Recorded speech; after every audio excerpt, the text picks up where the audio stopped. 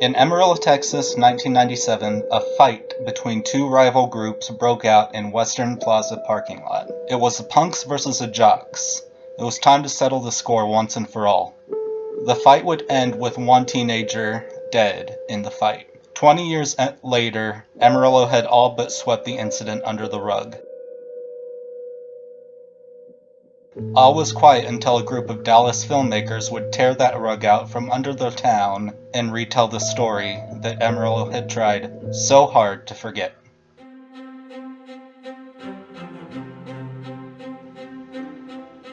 This week on the collection, we will be talking about Bomb City.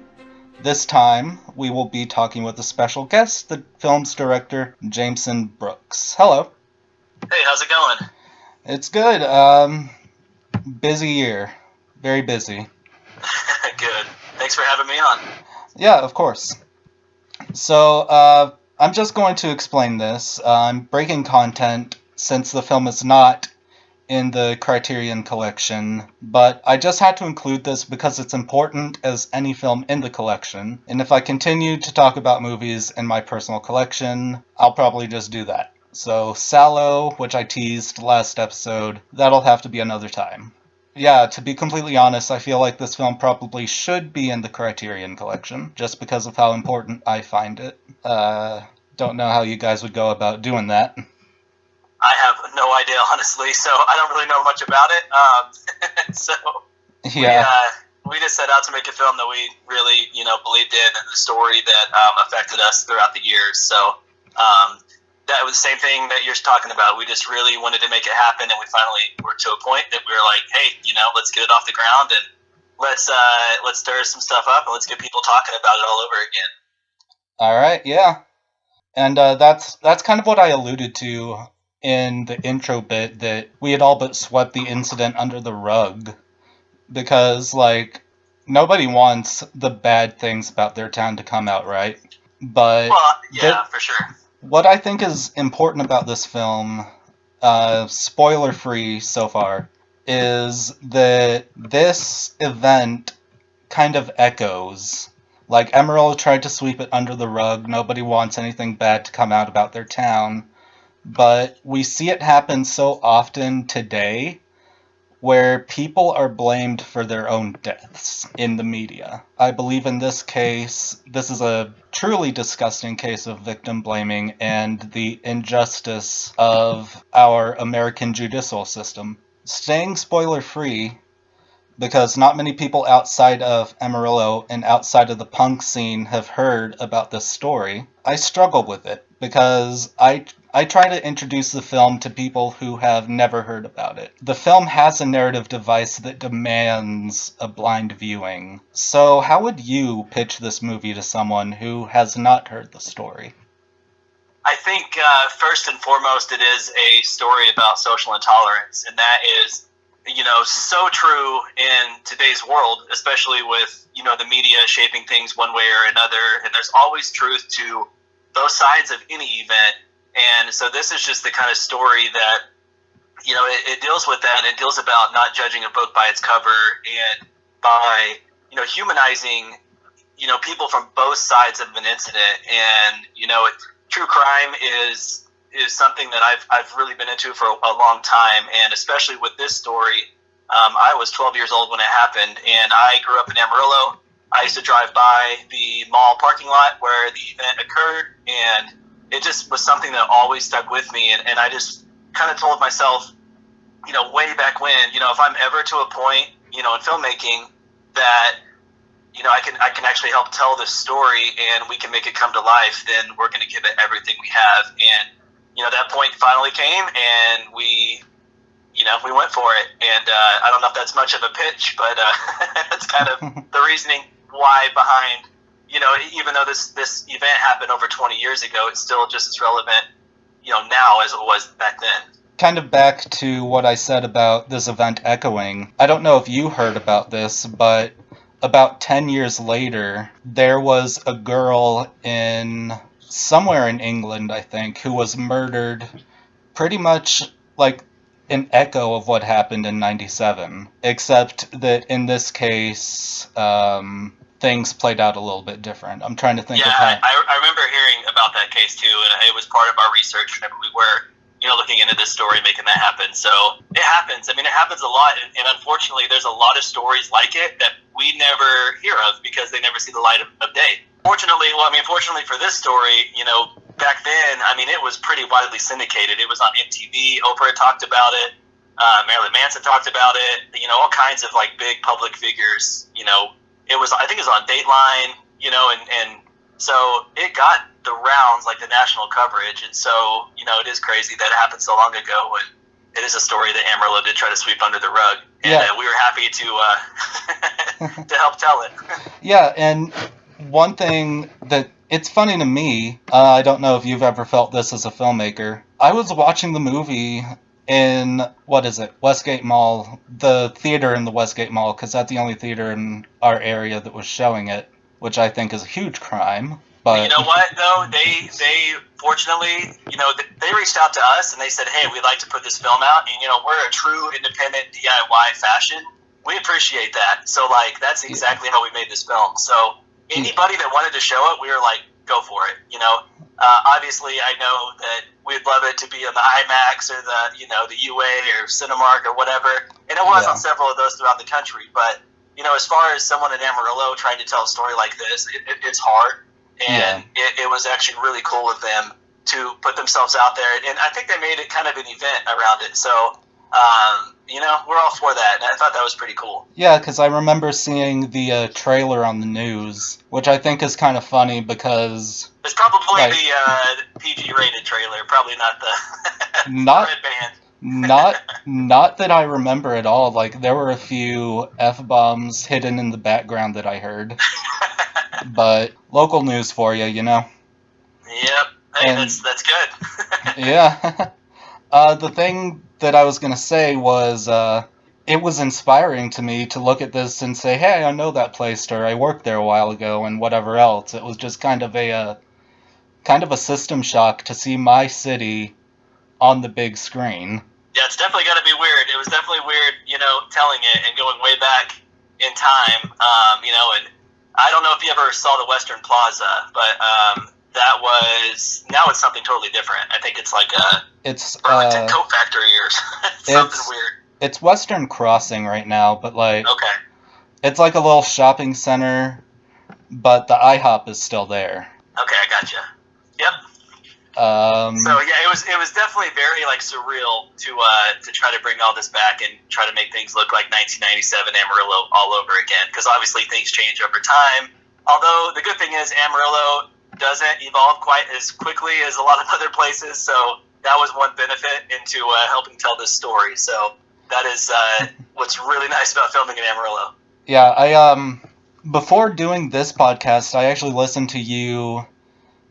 Being interviewed by the guy from Bowling for Soup. I forgot what his name was. I basically watched that, so I was like, okay, these are the questions I shouldn't ask, because I don't want to ask redundant questions. I don't want you to be like, I answered this before, but da-da-da-da.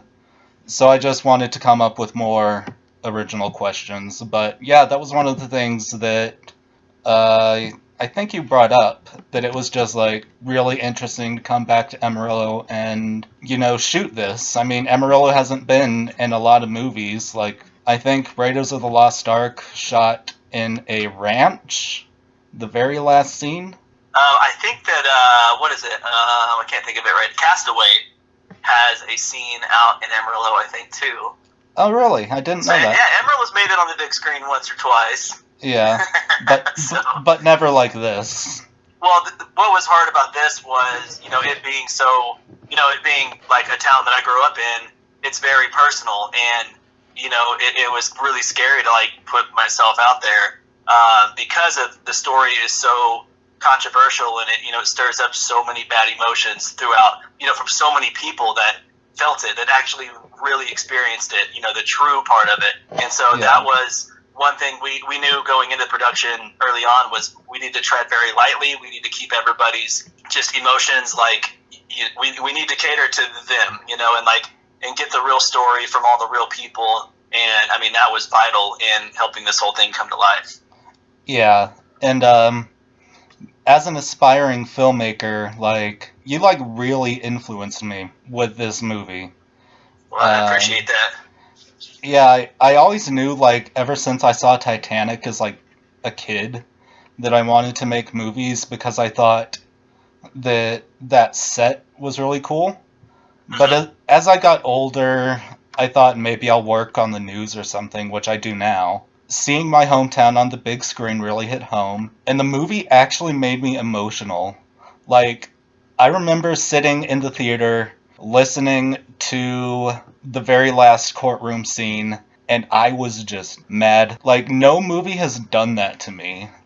And so you reignited my passion to make films, and not only that, but tell stories that people might kind of know or don't know at all, and show them the hard facts and make sure the memory of certain people or events live on. I think it just all dictated, you said you felt those emotions. That's all that story. I mean, that's how, there's no way to really capture the actual emotion of how everybody felt, then that, we're really close to the victim. And it was the hardest thing I've ever had to do was to film certain scenes. I'm not going to do any spoilers right now, but just to film certain things, knowing the real life people involved and how great of people they are. And it was just tough just to like record.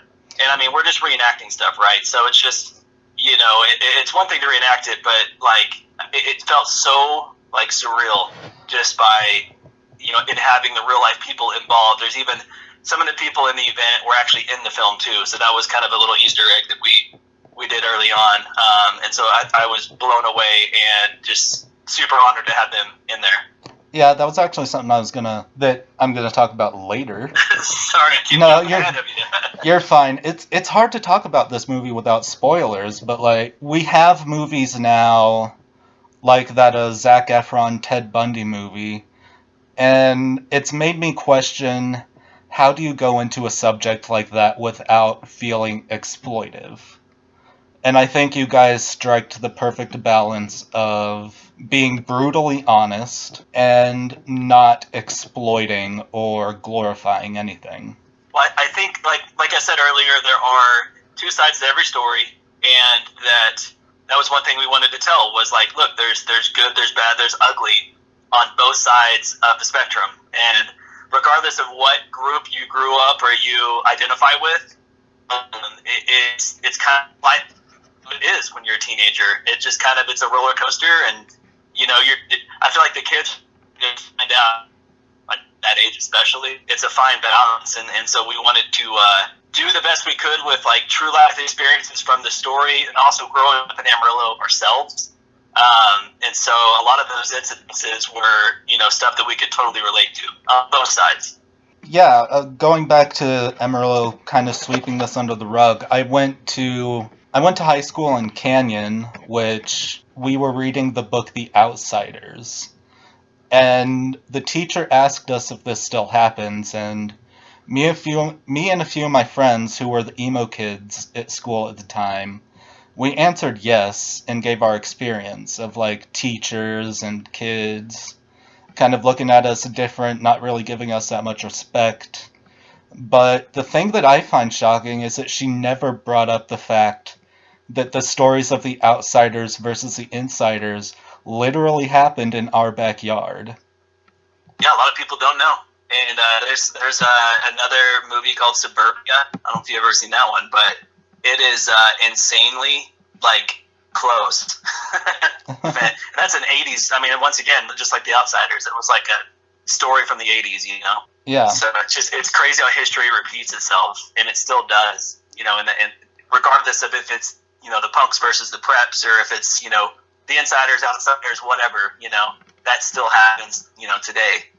Yeah, I remember this didn't go out into a huge fight or anything, but it was just a stupid thing. Me and a group of my friends were driving back to the school from lunch break, and there was some car full of jocks driving like way too slow on the road and purposely trying to cut us off.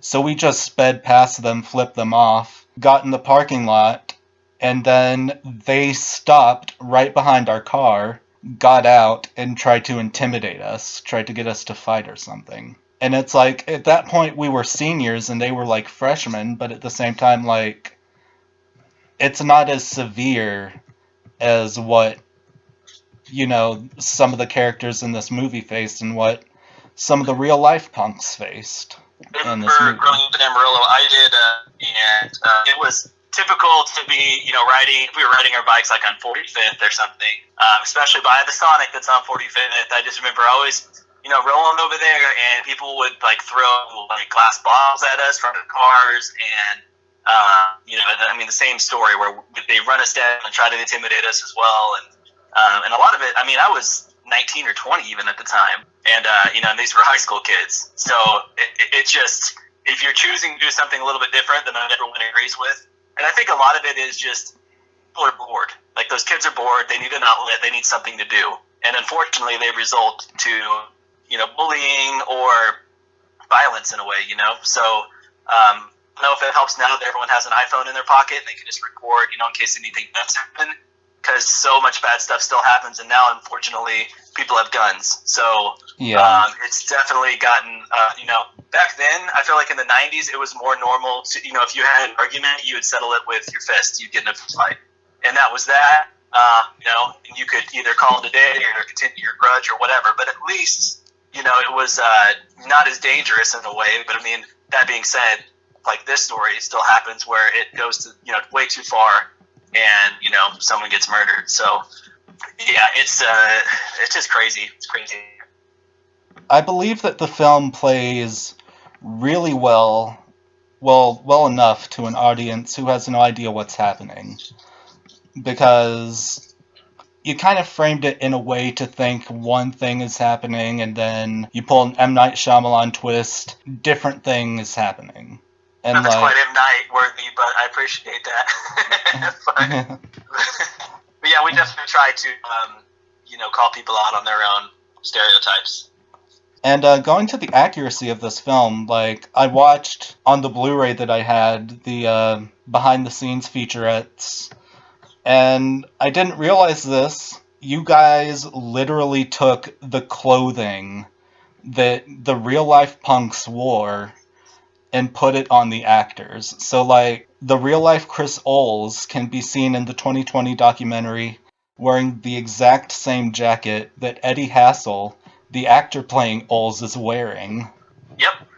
Same with John King, same with, I think, Jason Dinicky gave clothes. Yeah, that's what made it so just surreal for everybody involved, even the real-life people, just because this is stuff they've had, sitting away for so long, and then, they're like, hey, yeah, we kept it, use it. So they're like, boots were the real life boots, and so, and that just, for me as a filmmaker, I was like blown away just by like, man, this is crazy. Like, this is like, I don't know, I can't even explain how exciting it was just to have them involved in that capacity, to where they're like, dude, you come close, like, you like really put the character out. And I think that the actors that portrayed the real life people, it even helped them just become that character so much more.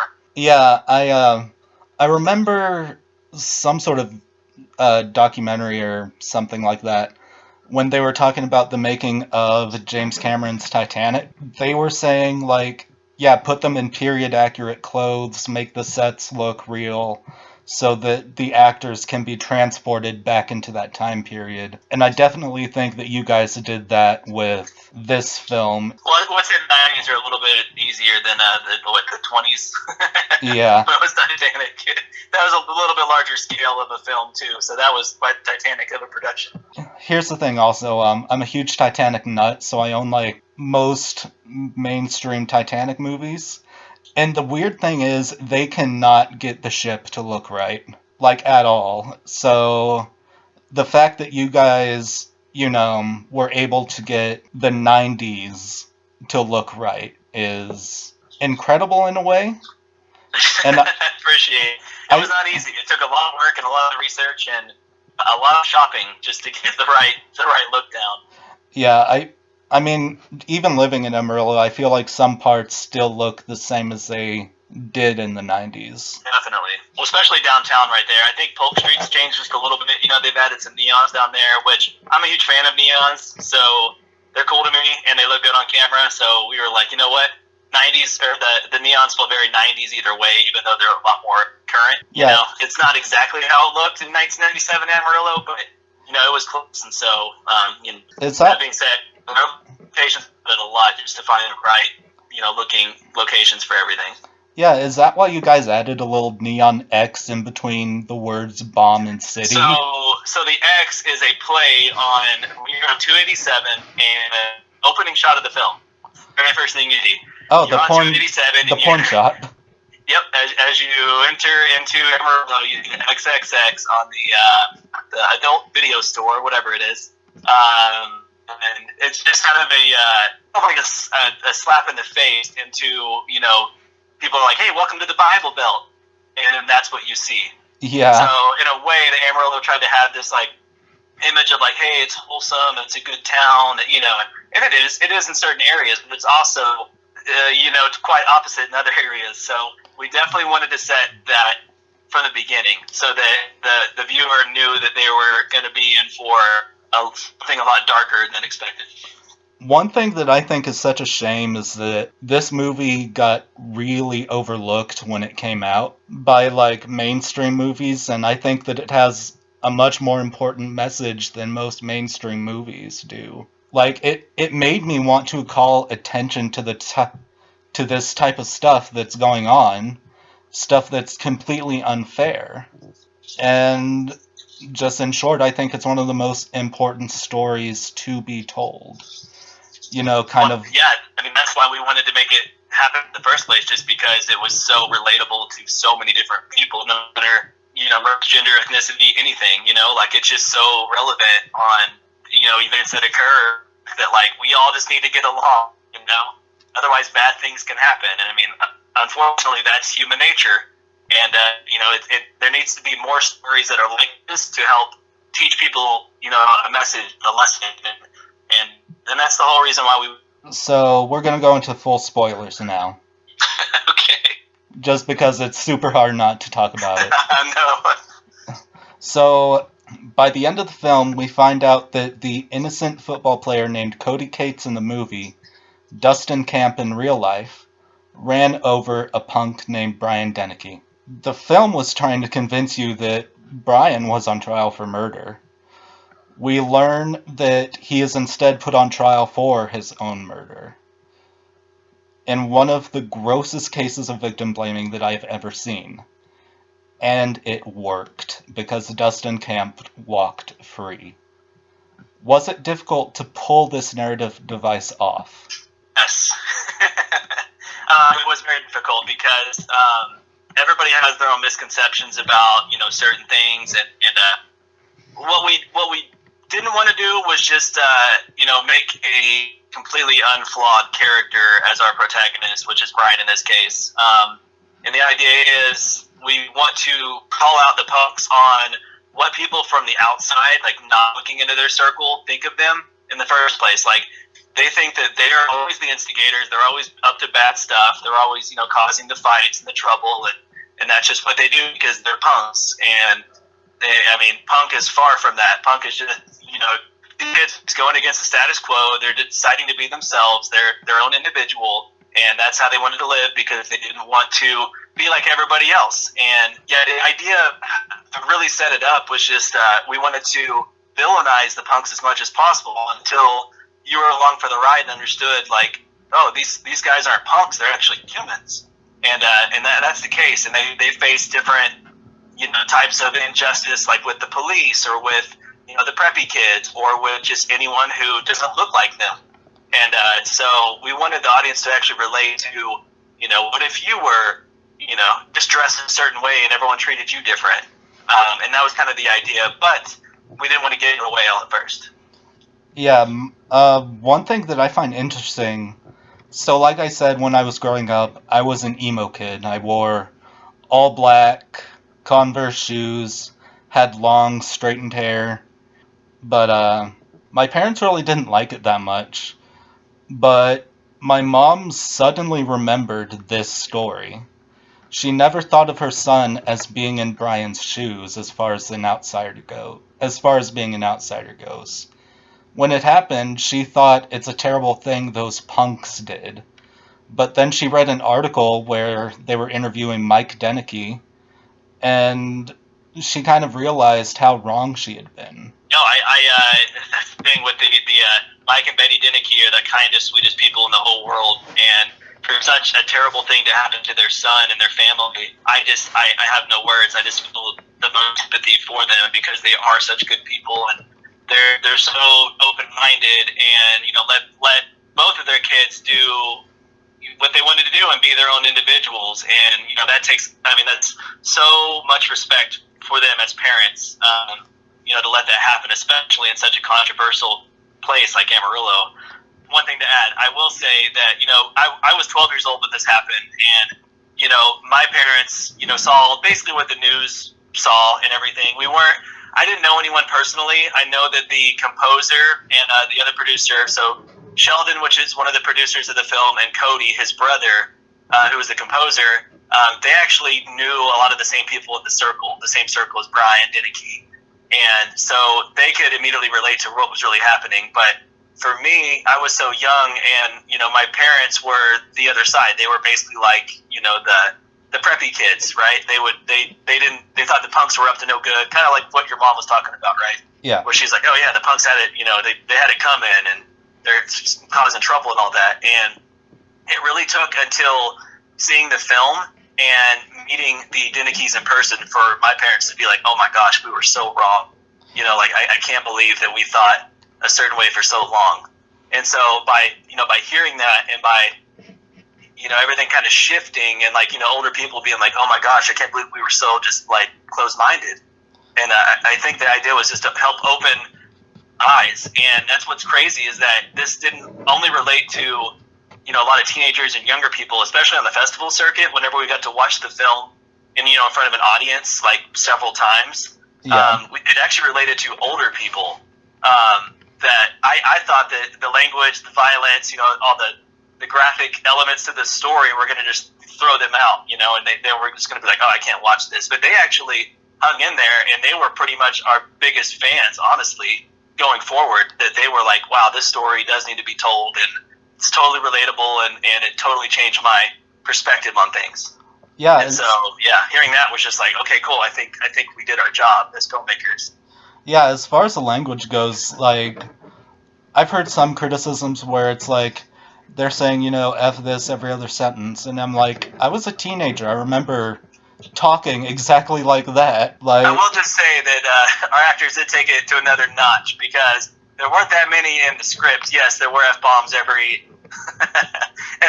few lines or whatever, but the actors took that and ran with it, and I liked it so much that it just stuck. So I just felt like it was more believable. Yeah, and it let the actor become that character so much more. Yeah, I think it's believable too, for not only kind of in the scene and having all this angst and stuff, but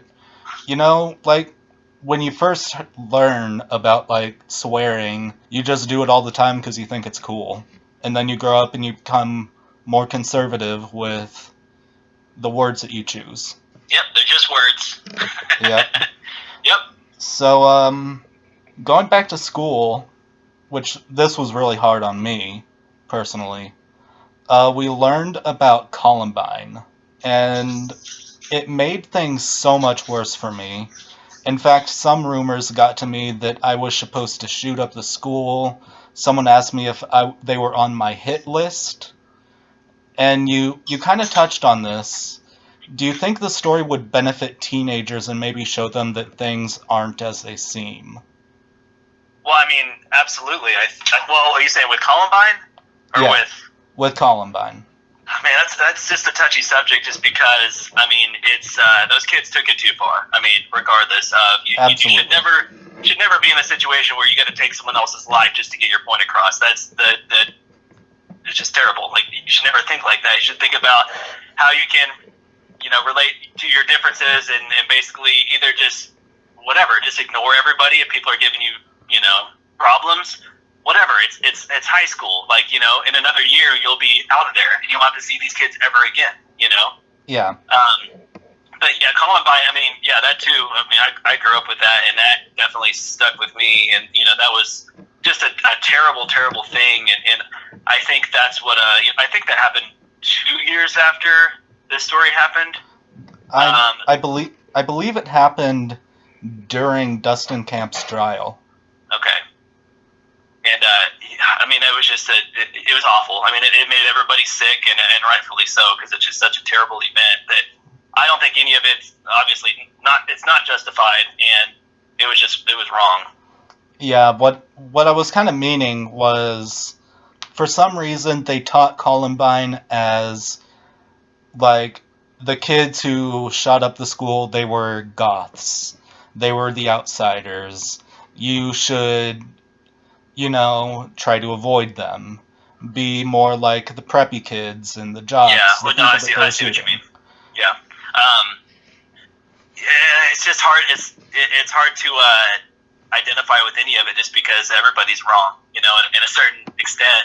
But I don't think you should alienate anybody just because they want to dress differently, and you should avoid them because, I mean, that's the thing is that, a lot of these, for instance, a lot of these punks in the film are the nicest people in the world. They have a mohawk, they have spike jacket, they've got like big combat boots on and camo pants and, like a chain hanging out their pocket. But like, if you go talk to them, they're one of the most educated, like, people and like super nice and would help you.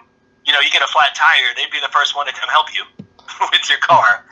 So it's just crazy. But that's the misconception is like, oh well, people are intimidated by the way that punks look just because I don't know why. We're just kind of conditioned to think that different is scary, which it really shouldn't be. Yeah, exactly. Like, I'm not gonna say that your film made me do this. After watching the movie, I decided, like, because I've always had an issue with my hair. I never knew what to do with it. And I was like, you know what, if I have my dad's problem, I'm gonna be bald soon. So why not go ahead and get a mohawk? All right. So, Nice. so right now I have a purple mohawk. Sick. And whenever I go out in public, I actually think Amarillo has changed for the better.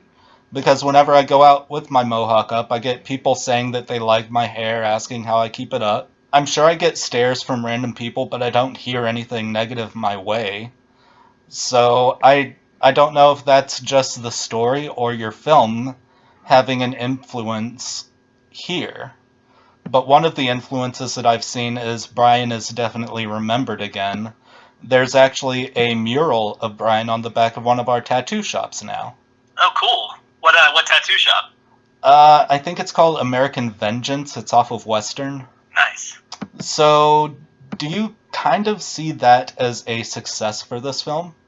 Well, I mean, absolutely. If people are starting to open their minds a little and want to actually approach you and talk to you about your look, or I mean, that takes a lot of work to do a mohawk. People need to realize that is not an easy thing to do. So that takes a lot of time to get ready, and so that's I mean, awesome to hear that the town is really coming together a lot more, and people are being more tolerant and understanding of each other. So yeah, I think that's a win, and it's awesome that you feel like you can do a purple mohawk and not really fear facing any repercussions or anyone treating you a certain way just because you want to do your hair a certain way. So that's totally a win. I do want to talk about the punk aspect of the film. There's a brief scene where you dive into the subculture, like very, very brief, when King is making fun of Jason for being a skinhead, but he briefly says that started long before the racist stuff. And I think it's really great that you didn't dive into the specific category of punks. I Wikipedia'd all the specific categories, like the anarcho-punks, the crust punks, etc. Was it tempting to go into this kind of, and what these guys believed in and what Brian believed in versus I will say that, our first draft of the film, we were getting to, trying to educate about punk culture and trying to, but I mean, you need an entire TV series to tell all that. There are so many different types of punk and cultures, and it gets crazy, and you can totally go down a rabbit hole. And that is not what we wanted to do. We didn't want to educate people on what being punk is. We just wanted you to identify with this group of kids who lives how they want to live and the repercussions that they face within society. And regardless of what their beliefs are or any of that. Yeah, we kind of touch on a few lines here and there, but the lines and educating about culture is not the story. We wanted to just tell the story as accurately and as best we could, because that's really what resonates at the end of the day. Is like what happened here between this group of kids. SLC Punk or any of those movies, and I mean that's their purpose, is to educate you, on the different cultures. And so we didn't want it to be an SLC Punk. We wanted it to be a true crime story about a really messed up story that needs to be told and really helps, change perspectives and people's beliefs about certain issues. And that's why I think it was smart, because people they would look at Jason and they would think, oh, he's skinhead, Nazi punk, why is he like that? But no, you made it clear that, like, he isn't racist. You have the no Nazi patch on the back of his jacket. All that is actually an homage to, Jason was in a group called the Bomb City Skins, and that is originally where the name Bomb City came from that group.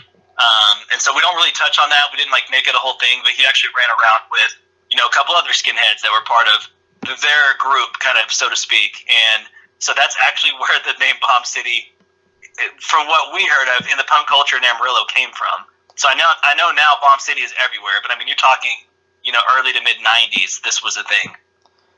So that's kind of cool that there's at least that much history in the urban name of what Amarillo is. Yeah, as you said, Bomb City's everywhere now. There's, I think on Western there's a store called Bomb City Repair Shop for car repairs. We have Bomb City Vodka now. Yeah. Just Bomb City everywhere. We kind of embrace that name. Yep.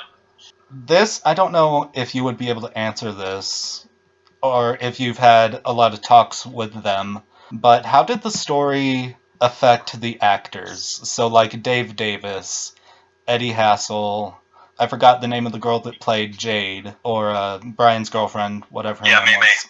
May. Yeah. I mean, I will say that we got extremely lucky on the actors from the film, just because they were, as soon as they were in it, they were totally in it. They were consumed by it. They wanted to talk to the real life people. And as soon as you're portraying a real life person that's their family or their friends or themselves are gonna watch you on screen portraying them, that's not easy to do, especially for all these young actors to go out there, because they're also putting themselves out there. And I think it just it really ramped up their dedication to each character, and especially with Dave and Brian. Dave is playing Brian Deneke. Whenever someone asks me who is the perfect person to play Brian Deneke, who would that be? I'm I honestly couldn't tell you. You could say any actor in Hollywood or anything, and I couldn't tell you. And I was like, you know what?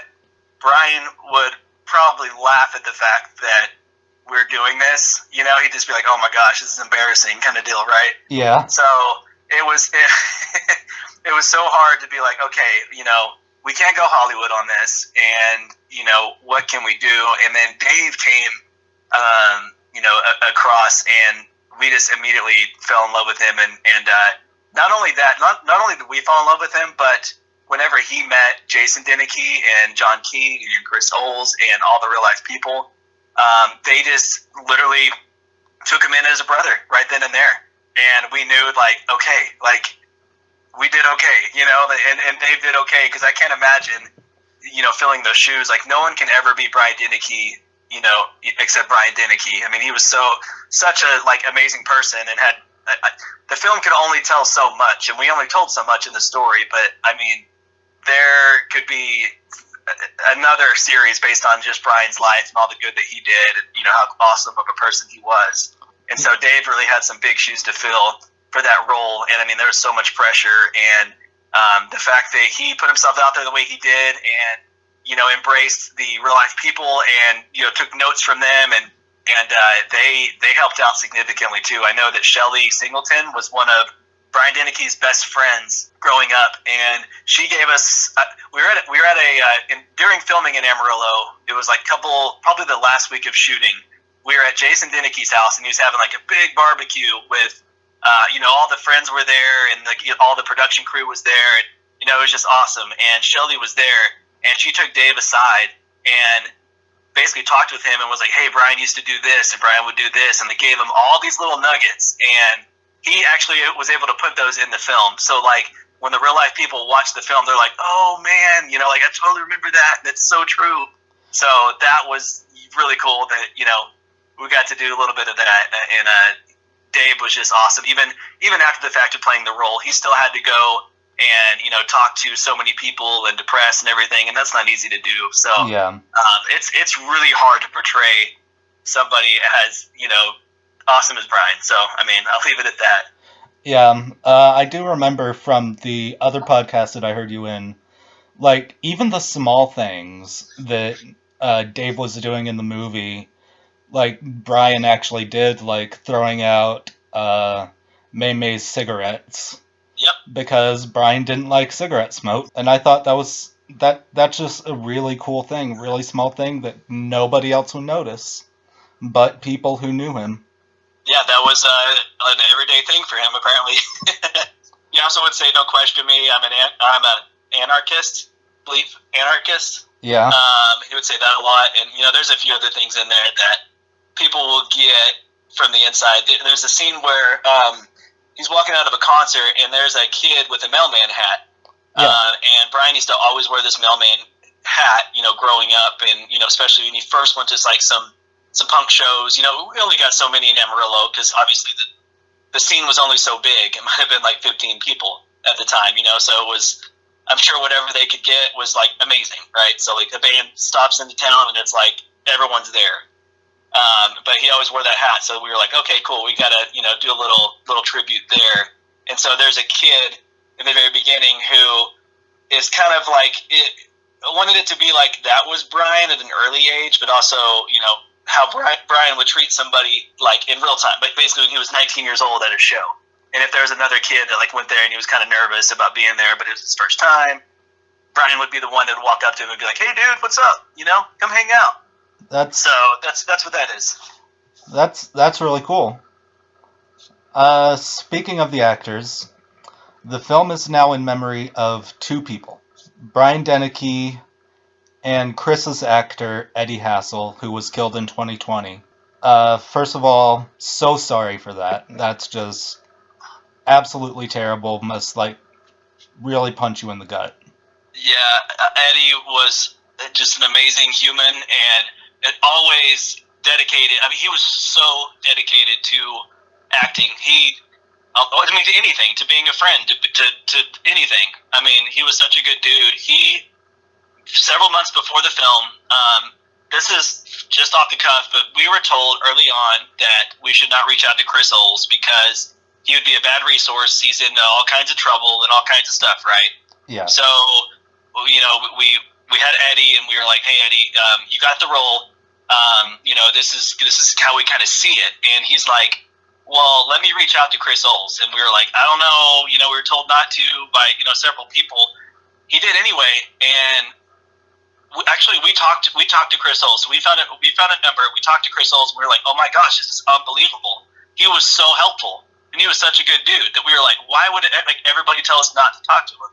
So we talked to Chris Oles, and he was gave us so much good information.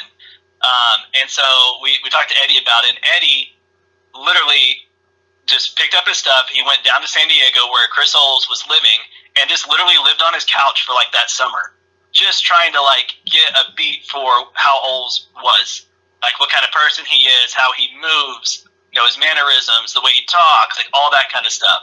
And so Eddie just took it upon himself just to do that, just because he felt so just into it, into the role, and he just wanted to be the biggest part that he could. And I mean, just by Eddie doing that, I mean, not only that, but like literally the whole time during the film, we invited Chris Oles out, and he came out and pretty much was there for the majority of the production. And he would give Eddie notes right up until it was go time on camera, And Yeah. so you can't really beat that when you got the real person right there, being like, "Hey, this is how I would do it. This is what really happened in the scene," Yeah. And so that was awesome. But yeah, I mean, losing Eddie, like with violence, in a violent situation that you could have just not happened. It really sucks. And so, like, my heart goes out to Eddie's family.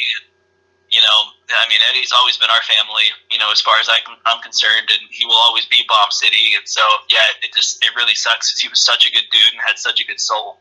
Yeah, you kind of answered the second question, which was how the Bomb City crew reacted. I mean, basically you said you just lost a member of your family.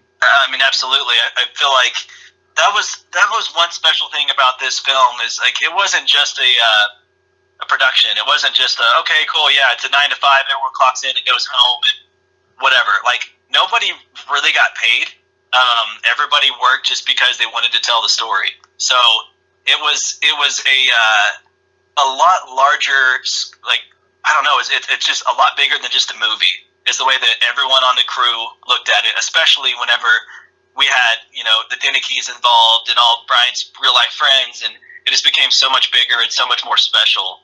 And so, and the way that everyone took us in from, the Dennekeys and the real life circle, the way that they just accepted us as a production team, like, hey, we're just trying to help. They made it so much better.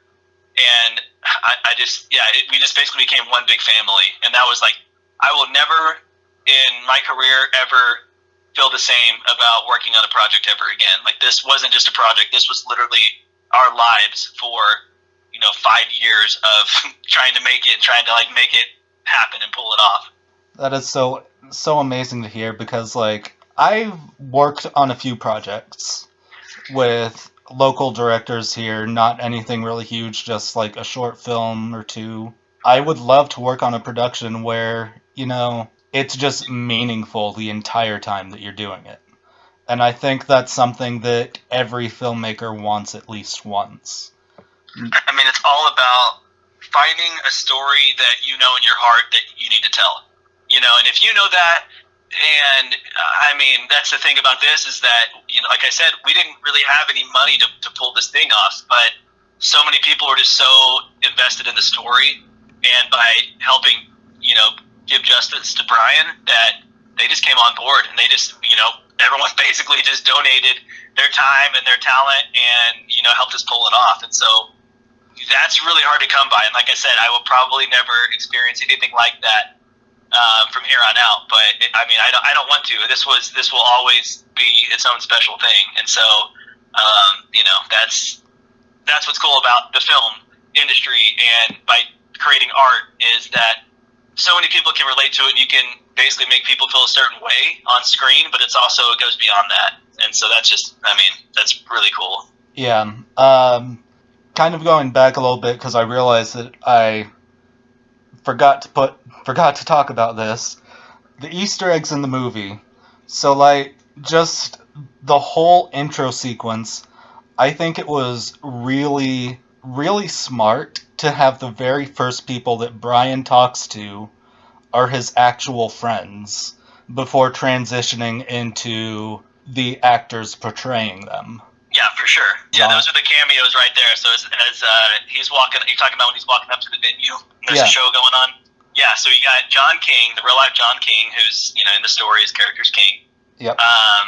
He greets him, then he walks in, and there's Jason Denneke at the door, greets him, that's like his brother, basically, and then there's Chris Oles right there as he's, like, walking in around the corner. So we got, Brian had so many friends that we could have had, like, probably 200 people lined out there to say what's up to him, but obviously, that's what we did, and, that was actually our first day of filming, too, and we actually had the family out for that, and all the real-life people, and, most of the time with films, you want to start out with, like, an easier film, and, you get your rhythm as you go as a filmmaker, just because you want to click with the crew, and, it's just how it goes, right, on productions. And we were like, you know what, screw that. We are going to hit this thing with a bang. And so we decided to do that big concert on day one. And so we had all the real-life people there to kick everything off. And so I don't think we could have kicked it off a better way. Yeah, go big or go home, right? Yeah, like, that's basically our style the whole time. So that was fun. I kind of talked about this in my last episode, which was about Rosemary's Baby. considering that film's director, Roman Polanski, who definitely has a really bad past. Like, he raped a child sometime after the movie was made. And this person, while not a huge contributor, but the film was framed around a speech that he gave. How do you feel now that Marilyn Manson is in the film, considering all the stuff that's coming out about him? That's obviously we were like, damn it, that's not a good thing. And regardless of, what, I get it's so controversial and everything, and it does suck. And, he's, way back when he's a rock star. Rock stars do really stupid stuff a lot of times. And, Yeah. I'm not going to speak to him as a person, but all I can say is that his speech that he gave at the what is it called? The Disinformation, I think? Disinformation, yes, the disinformation event. That speech early on just resonated with. It's actually a really long speech. There's like a whole other first part to it, but by him bringing up Brian and speaking out about what happened here, and him being somebody who purposely looks different just to stir up controversy. That's literally his whole persona. That's his image, Yeah. But he's actually very articulate and can be, educated.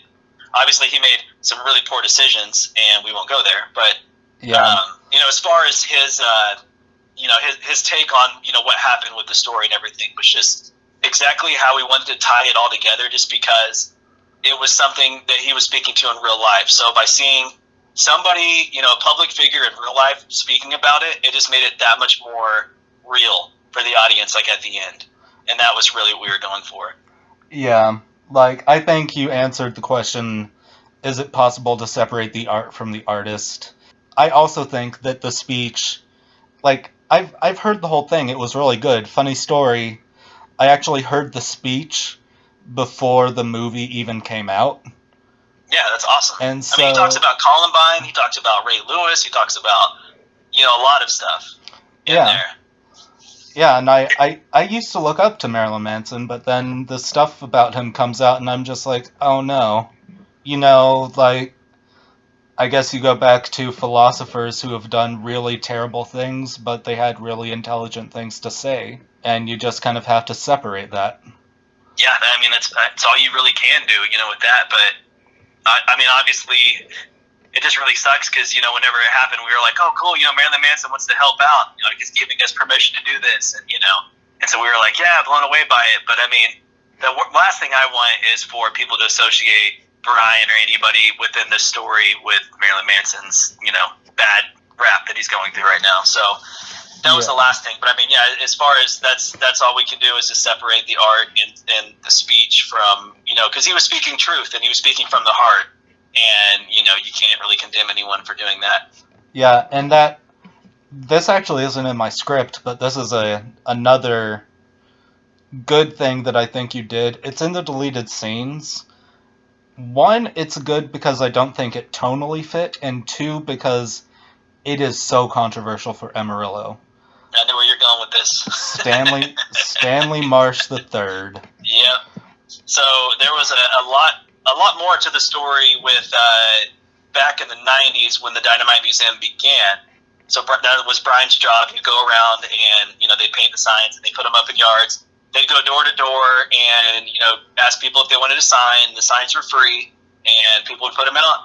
And Stanley just, then he was just like a philanthropist, right? He was just like, hey, this is a boring town. I got money. I want to make it something unique, And so it was his unique twist on what he can do to kind of revive the town. Yeah, I kind of love that you gave credit to Brian rather than Stanley Marsh, because the way that I see it, he funded it, but he didn't have any part in actually, making the signs. Yeah, the Dynamite Museum was its own thing. It was just like even the Cadillac Ranch. The Cadillac Ranch was, I think it was called the Ant Farm. Yeah. And it was a group of guys that did that, and I think Stanley owned the property, and so that's how that kind of came about. But it's it was the group of artists that collectively were in those circles, and it was, you know, more of the outsider type kids in town, you know, that kind of hung out around then. And I don't know how. I know Stanley has a horrible past, and there's all kinds of, you know, stuff that happened, and I heard stories of, like, even my friends getting involved and all that. And so it's just, you know, it's such a small town, and there's so much that can happen. And yeah, what we wanted to do was actually see the good and the art that was happening in town, and that Brian was actually a part of that. And so by that, and it's also something that was still being, like, done. There's still, the signs are still up all over town.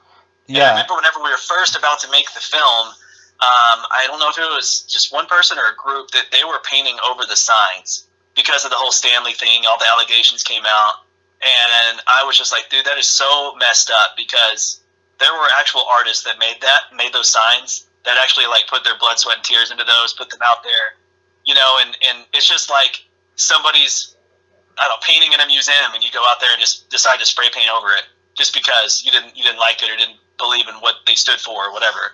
Yeah, and like Stanley wasn't the one that painted those signs, you know. Like, so, I mean, yeah, that was important to us to definitely get the Dynamite Museum out there. Most people don't even know what the story is with that. They just see random signs and they're just like, oh yeah, cool, okay, whatever. Yeah, I actually did a piece about the Dynamite Museum when I was writing for the newspaper at Amarillo College. I remember interviewing our art professor, who wasn't actually from Amarillo, but she said, yeah, when I first came here and saw the signs, I thought something crazy is happening in this town and I need to be a part of it. Nice. But I want to ask, finally, what are your plans going forward? Like, of course, you talked about commercials, but, like, any info on big film projects that you want to do? I've got a few narrative projects in the work. There are some films and some episodic TV shows. And though it takes a while to develop all this stuff, and I can't really talk about any of it right now. But there is some more stuff coming, and, you know, I can't wait to finally be able to announce some new stuff and, you know, go on from there. All right, Jameson, it was a pleasure talking to you. Hey, it's a pleasure talking to you too. Thank you for having me. Of course. Check out Bomb City if you haven't. It is on, what's it on? Amazon Prime, Tubi. Just Google it. Yeah, it's pretty much everywhere.